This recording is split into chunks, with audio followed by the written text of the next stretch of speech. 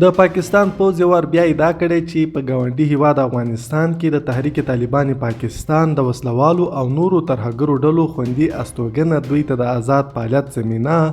او پرمختللو وسلو ته لاسرسی د پاکستان امنیت ته ګواښ دی. د پاکستان د پوځ د عامه اړیکو د څانګې یا ISPR له لوري په پرونی خپره سوې خبرپاڼه کې راغلي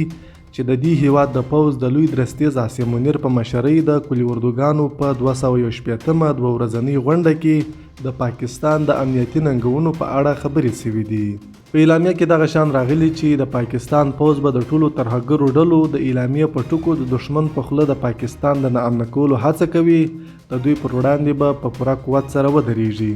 که څه هم په اعلامیه کې د افغانستان نوم نه دی اخیستل شوی او یوازې د ګاونډي هیواد خطاب شوی، خو بیلابیلو پاکستانی چارواکو له دې وړاندې په افغانستان کې د طالبانو حکومت د تحریک طالبان پاکستان د وسلوالو په ملاتړ تورن کړي.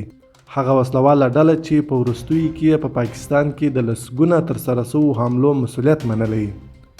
پاکستانی پوځ ادعا کړې چې د تحریک طالبان پاکستان افغان غړي په پاکستان کې په خونړیو حملو کې لاس لري، خو د طالبانو حکومت په وار دغه ډول ادعاوې رد کړي دي. په افغانستان کې د طالبانو د حکومت او پاکستان ترمنځ اړیکې په وروستیو کې ظاهراً ترنګلې ښکاري.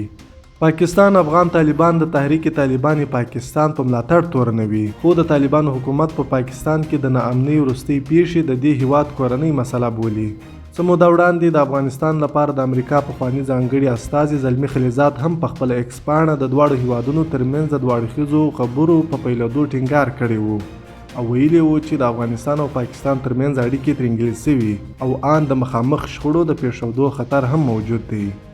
د ځلا نیوز قدرمنو لیدونکو له ملتیا مو مننه.